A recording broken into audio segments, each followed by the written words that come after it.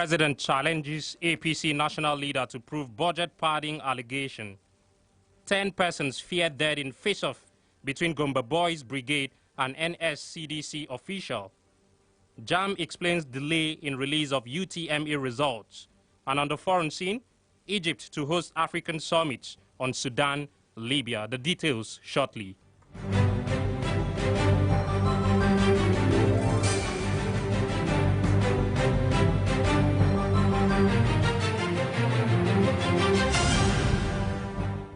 Now the news in detail.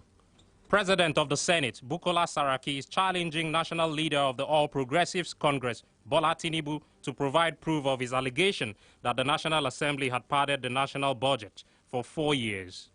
Saraki, in a statement by his special advisor on media and publicity, Yusuf Olaniyonu, said the statement was an effort to sell a concocted narrative about the 8th National Assembly and its leadership. The statement asked Tinubu to make specific reference to where Saraki and the leadership of the National Assembly sought to pad the budget with pet projects, as he alleged. Former Vice President Atiku Abubakar has told the UK government not to use the killing of a British aid worker to judge Nigeria's character. Atiku, while reacting to the killings, condemned the atrocious actions of the attackers and the bad image it has portrayed to the international community. He explained that the continuous killings in the country will lead to the loss of investment opportunities and partners who are interested in the growth and development of Nigeria's economy. General Overseer of the Latter Rain Assembly, Tunde Bakare, says crime rate in the country cannot be properly tackled until due attention is paid to job creation and human capital development. In his Easter message, Bakare charged President Muhammadu Buhari to ensure that the best hands are employed in order to succeed in his second tenure in office. Secured island of prosperity in the midst of quicksand of poverty, because those children we do not train and we do not equip. Area boys will rise to fight, and the area boys in the south join hands together. We are not all safe. It's in our enlightened interest. I don't want to use self alone, corporate interest, to ensure that there's a future for our young people and for the children. Meanwhile, Senior Special Advisor to the President on Job Creation and Youth Employment, Afolabi Imokode, believes that religious extremism is the cause of increased insecurity in the country and not necessarily unemployment. In an interview, Imokode explained that the federal government has created a number of job opportunities in agriculture, and there has been an immediate approach to stable employment through Empower program. About jobs, agriculture is one area where we've done a whole lot of work and there's been a whole lot of reforms. And if you see, there are a lot of small businesses, even technology-driven small businesses. A lot of exports are also happening in the agri space. And there are not old people in the jobs, there are a lot of young people and young businesses in the jobs that are bringing in more people into jobs as well. A human rights lawyer, G.T. Ogunye, is arguing that the National Judicial Commission, as presently constituted, cannot spearhead effective reform of the judiciary. Speaking in a Monitor television interview, Ogunye advocated for a multi-sectorial approach involving the legislature, executive and other stakeholders to make Nigeria's judiciary align with democratic realities. Part of the problem that we have to deal with on this occasion is that we had a CJN who was indicted, presiding over an NJC that he single-handedly nominated or appointed 14 members of, a majority of them. So how can that NJC that is called upon to regulate itself, regulating the regulators, perform optimally? So, and now 10 persons are feared dead and 30 others injured in Gombe in an incident involving the Boys Brigade drawn from St. Peter's Anglican Church, Madaki, 2 parishes of ECWA Church in Bamusa and Barundi, and an official of the Nigerian Security and Civil Defense Corps. Deputy Governor of the state, Charles Ilia, in reaction to the incident, urged the people to remain calm and allow the government to handle the issue. Tell the people of Gombe that is something that took place. Nobody planned it, nobody expected it, nobody saw it coming. but it has happened. And when things happen like this, we have to calm down, give those who are people that can do something about it the opportunity. Gombe State Police Command's Public Relations Officer, Mary Malum, who confirmed the accident, said that 8 out of 11 dead persons were members of the Gombe State Boys Brigade, while the other 2 were the driver of the car and his friend.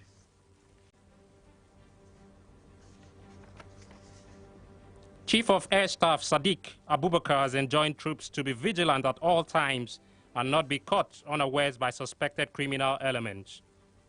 The Air Force boss, who was represented by the Chief of Policy and Plans, Emmanuel Anebi, during a visit to troops of the task force fighting insurgency in the northeast, cautioned them to maintain the highest level of combat readiness. We should not lose sight of the fact that we could come under attack at any time. I'm not saying this to ruin the mood of the celebrations, but to underscore the need to continue to maintain our vigilance at all times. He reminded the troops of the responsibility of the military in ensuring the indivisibility of the country. Benue State government has imposed a 24-hour curfew on Katsina-Ala town with effect from today as part of efforts to restore peace and ensure security of lives and property in that part of the state. Acting Governor Benson Abuonu urged the people of Katsina-Ala to cooperate with security operatives by obeying the curfew and warned that anyone found fomenting trouble in the area or in other parts of the state will be apprehended and punished according to the law. This afternoon, I was forced to impose the curfew because for these hoodlums who have been operating in the bushes to have the boldness to come into Katsina-Ala town and to be shooting there, I think it is something that government could not consider as that should just be dealt with anyhow. And so I've decided that there should be no movement until some level of normalcy returns. The state government reassured that more security personnel have been deployed to Katsina-Ala to end the crisis.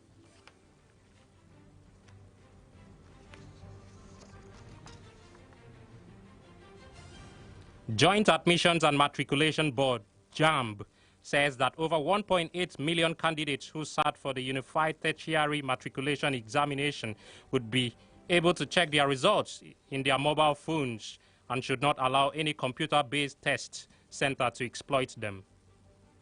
JAMB Head of Information, Fabian Benjamin, in a telephone interview with Flow FM News, said that the board had designed a process which would enable candidates to access their results through their mobile phones without having to go through a CBT center or a cyber cafe.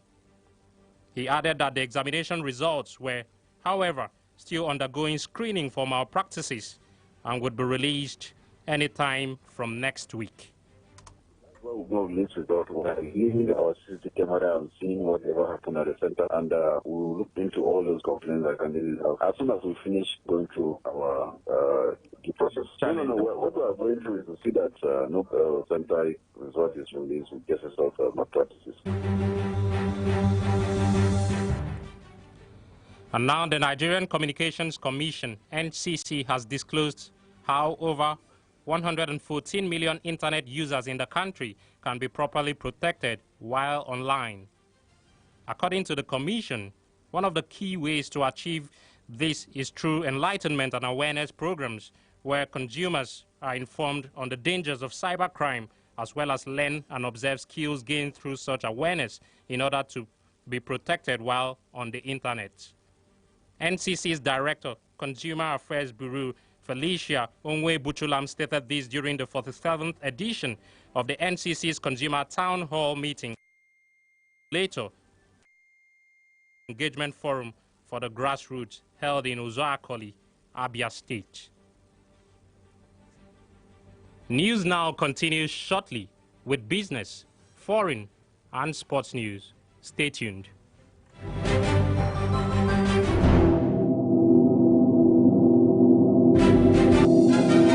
You are listening to News Now on Flow 94.9 FM. Umuahia, the flow of God's own state. Detailed, balanced, straight to the point. News Now on Flow 94.9 FM. Umuahia. 6:45 a.m., noon, and 6 p.m. News now. News as you need to know it. The flow of God's own state.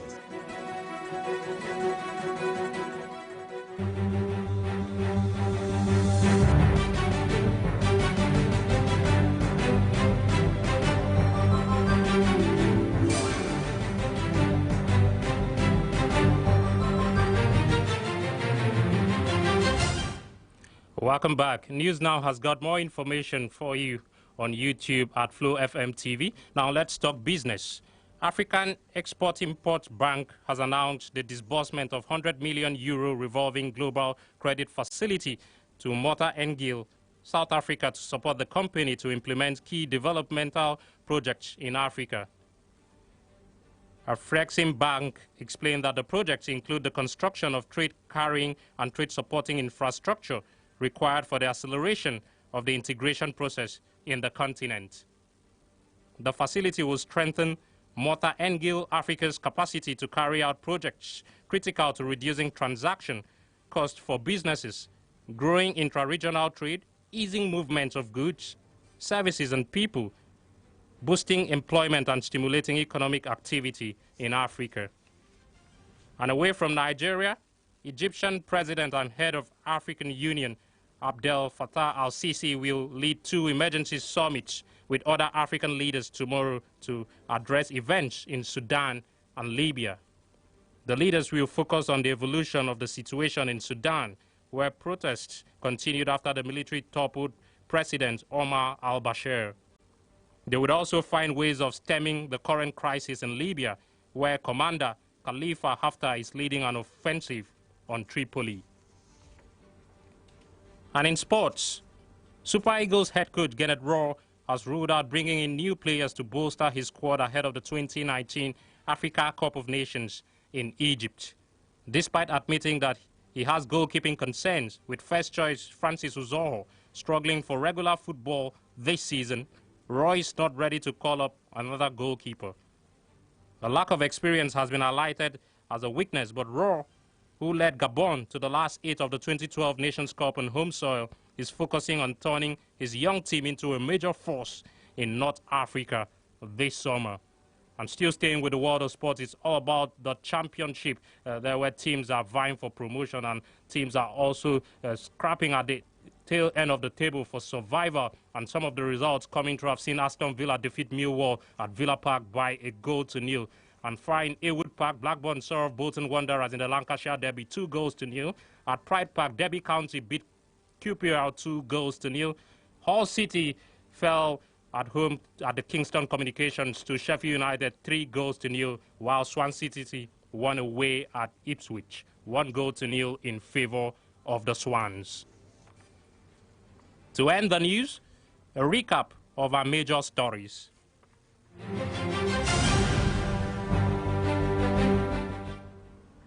President of the Senate, Bukola Saraki, is challenging national leader of the All Progressive Congress, Bola Tinubu, to provide proof of his allegation that the National Assembly had padded the national budget for 4 years.